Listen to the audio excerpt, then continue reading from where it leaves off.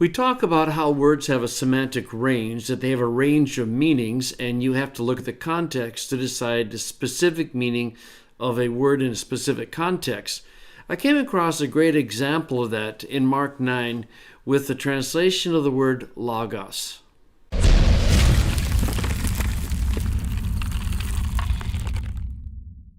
So Jesus has just had the transfiguration. He's coming down from the mountain, and he orders the disciples not to tell anyone what they had seen until the Son of Man should rise from the dead.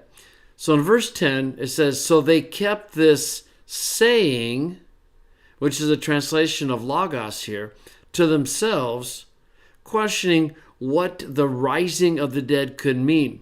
Now here's the interesting question. What is verse 10 talking about? Is it talking about not telling people about the transfiguration, or are they keeping to themselves what he actually said about rising from the dead? Well, the interesting thing is that in the translation of logos, it's pretty broad. It can mean a lot of different things. And so it's interesting to see what the different translations do with it. NASB, they seized upon that statement. ESV, they kept the matter to themselves. CSB, they kept this word to themselves, which is pretty much a nonsensical translation because there's no single word. It was a series of words, or it was the event. NRSV, they kept the matter. The Net Bible, they kept this statement to themselves. The NLT, so they kept it to themselves. They left it the indefinite it, but they often asked each other what he meant by rising from the dead. So you can see the problem is there's an event that happened, and there was a saying that Jesus uttered, and he says, don't tell people about what you just saw. And so verse 10 is the follow-up, and they said they kept this. Well, what did they keep to themselves? Did they keep the matter of the transfiguration to themselves? Or is it specifically about the actual sentence, oh, we can't tell anyone about Jesus rising from the dead?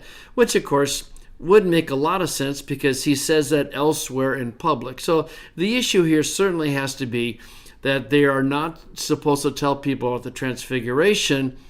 And the question that they were muttering about was, what do you mean rise from the dead? Now, all of this is wrapped up in the semantic range of the word logos. So the most basic meaning, and most common, I should say, translation of the word logos is a communication whereby the mind finds expression. Okay, in other words, word. And I'm going to go down these subdivisions. Alpha is a word. Beta, what you say, in other words, a statement. Gamma, a declaration or a speech. And you get down to epsilon, and you get the subject under discussion, matter or thing, and that's where BDAG puts Mark 9:10.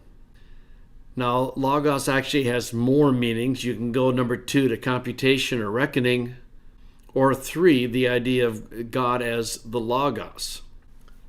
So you can see the trouble, can't you? That logos has a wide enough range of meaning that it can refer to an individual word or a series of words or to a speech or to the thing represented, the matter, in other words. But it seems to me in this passage that the NIV and some of these other translations did get it right, that what they kept to themselves was the matter of the transfiguration, although they were questioning about this one particular saying.